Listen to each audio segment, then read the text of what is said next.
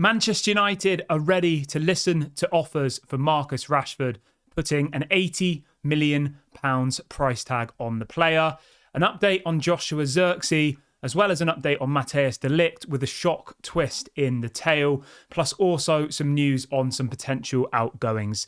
These are some of the stories we will be discussing on this afternoon's video. But before we get into that, please smash a like on today's show. Let's try and see 300 likes today. And if this is your first time watching, please do subscribe to the channel. I'm live every single day at 8:30 a.m, 6 p.m, and also 1 p.m. UK time. So if this is your first time watching, please do subscribe and get involved here on Daily Red Devil. Okay, let's start the show off by talking about some outgoings. And there's been some breaking news that's dropped in the last 5 or so minutes from Sky Sports, and they are reporting that apparently West Ham have been in contact with Manchester United to sign Aaron Wan-Bissaka.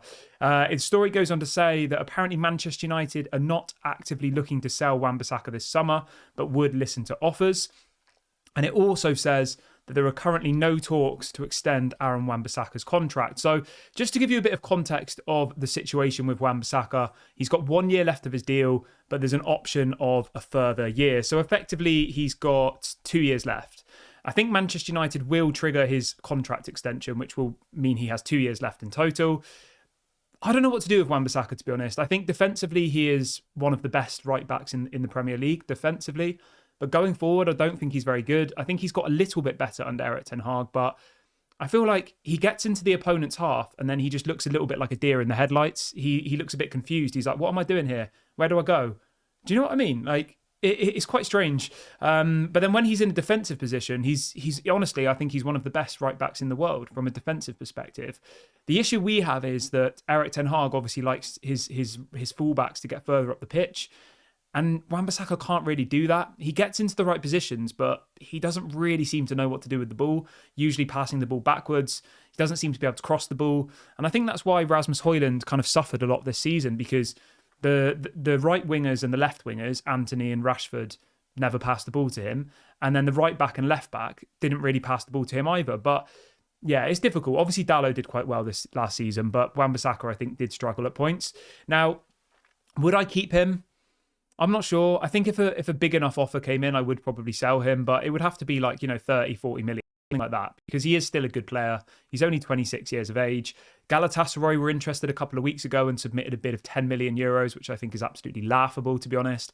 Like, I would have literally just said that offer isn't even worth the paper it was written on, to be honest, because 10 million euros for Wan-Bissaka at the age of 26. What's that, like £5 million? Yeah, it's a joke. So I'll keep you updated on this one. It's one to keep an eye on. Obviously, West Ham have some money from the Declan Rice sale last summer, so they are looking to do business. But yeah, I would be very, very strict on them and say, he's not for sale. If you want to buy him, he's going to cost £30 million. And I think, given what else is available out there on the market, £30 million for Wan-Bissaka is actually a pretty fair price. When you consider that we paid about £50 million for him 5 seasons ago, and I wouldn't say he's got any worse since then. I would say he's kind of just stayed the same. So yeah, that's my take on it. But obviously you can let me know in the comments section what your thoughts is on Aaron Wan-Bissaka. Now moving on to Matthijs Ligt. Now this story has taken a little bit of a strange turn, to be honest. Obviously, for anybody unaware, Manchester United are now in advanced talks with Bayern Munich. Ligt has said he wants to come to United. He's apparently agreed a 5-year contract with the club. He spoke to Erik ten Hag. He understands his position and he really wants to join. Bayern Munich have asked for £42 million for the player, which I think is a little bit excessive. My understanding is that Manchester United's initial offer will be closer to what they offered for Jared Branthwaite, which was £35 million, plus around £8 million in add-ons. So the total package will be about £42 million, but it will be about 35 plus add-ons. That's what my expectation is to get this Matthijs Ligt deal done. But as I said a couple of seconds ago, it has taken a bit of a strange turn, because the news this afternoon is that apparently the Bayern Munich fan base, including the supporters trust, have started an online petition to try and persuade the owners to keep Matthijs Ligt. I mean, when have you ever heard that happen before? Ever? Like, fair play to Bayern Munich fans. They are some of the best fans in the world, but I do think it's a little bit strange. He's the 5th choice centre-back. They've just signed Jonathan Tah from Bayern Leverkusen. They've got obviously Upamecano, they've got Kim Min-jae, they've got Eric Dyer, they've got a couple of other players as well. But the Bayern Munich fans have made a petition trying to stop the transfer. I don't think anything will come of this, to be honest. It's not up to the fans whether they buy or sell players, as far as I'm aware. So, yeah, I just thought it was a bit of a funny story to share. It's still one to keep an eye on, and I think it is a deal that will be done in probably the next kind of week or so. Everyone who's just joined the video, if you could do me a small favour and smash a like, that would be very much appreciated. I've set a likes target of 300 likes for this afternoon show. So let's see if we can do that. If everybody who's watching the video right now likes the video, we will hit that target. And if this is your first time watching, then please make sure to subscribe as well. We're only one subscriber away from 25,200. So let's see if we can hit that by the end of today's video. There's got to be some person watching out there who's not subscribed. So if you subscribe, we'll hit that target. Okay, moving on to the next story, and that's about Joshua Zirkzee. This is coming out from a couple of different people, Plettigol and Sky Sports, two very reliable outlets, saying that apparently Erik ten Hag has held personal meetings with Joshua Zirkzee's agent in the last few days. And it says that apparently Joshua Zirkzee has also spoken to Erik ten Hag directly. Obviously, Joshua Zirkzee reportedly wants to move to Manchester United now. He's been told about his role at the club, and all that is now missing is Manchester United to go and trigger the release clause, which we are expecting to happen either in the next couple of days, really.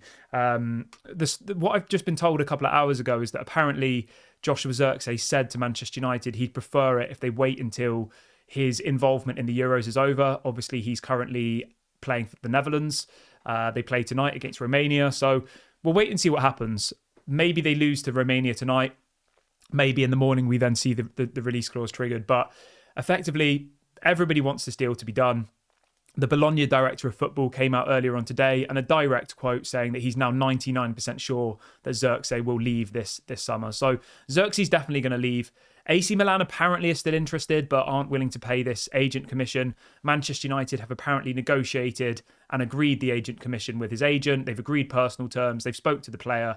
All of the groundwork is done. All that they need to do is go and trigger the release clause, and then the player will effectively be ours. So I imagine that this deal will be done very, very shortly. And as horrible as it sounds, I kind of hope that the Netherlands get knocked out tonight, because we're going after Matthijs Ligt and we're going after Joshua Zirkzee. And I think both of those transfers are kind of put on hold until we know, the involvement, whether they're still going to be involved in the Euro. So, yeah, I don't know why, but I kind of hope Romania beat the Netherlands. I think it would be quite an exciting story, wouldn't it, for Romania to, get to the quarterfinals of a Euros. But, yeah, Joshua Zirkzee looks like it will happen, which is really, really positive. And then the final story I've got for you today is on Marcus Rashford. So this is a massive bit of breaking news that's just come out from Samuel Luckhurst, who reports for Manchester Evening News. I know some people don't like Samuel Luckhurst. I know he's put out some negative stories about players in the past and about the manager.